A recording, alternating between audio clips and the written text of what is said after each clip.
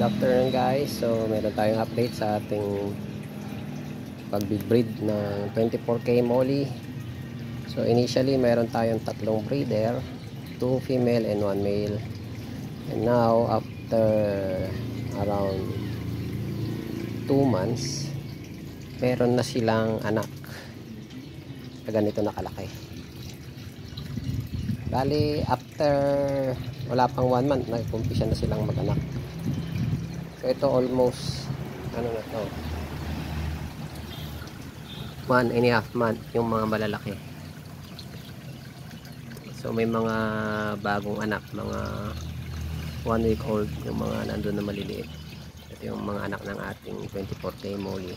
So tinatransfer ko sila dito dahil sumisikip yung kanilang lagayan dito sa storage box. So syempre pag dumadami sila, yung ating water quality ay mahirap i-maintain. Kailangan mag water change ng mas madalas pagka mas marami ka ng pinapakain.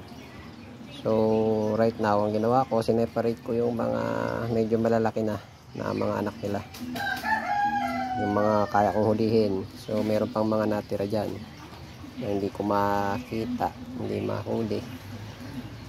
So tinatry kong gano'ng i-set up para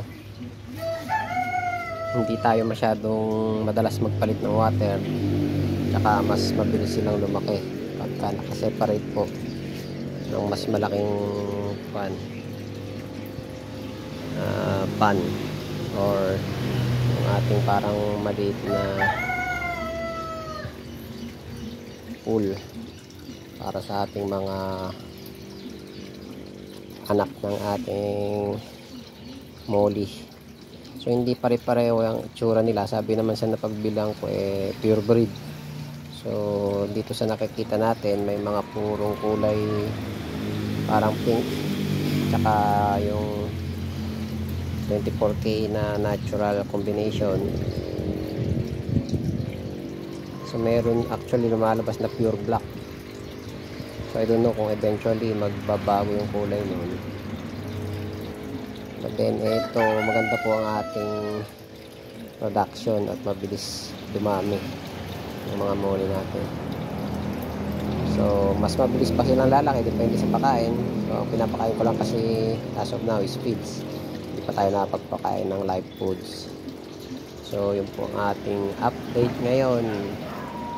Magpaparami tayo ng lagayan. Hindi pa po tayo nakaka-acquire ng ref, yung lumang ref tub para lagayan ng ating mga nagpo-produce na Molly. So yun po yung ating update today. So tatapos lang ng bagyo, so makulimlim lang, hindi naman na mahangin.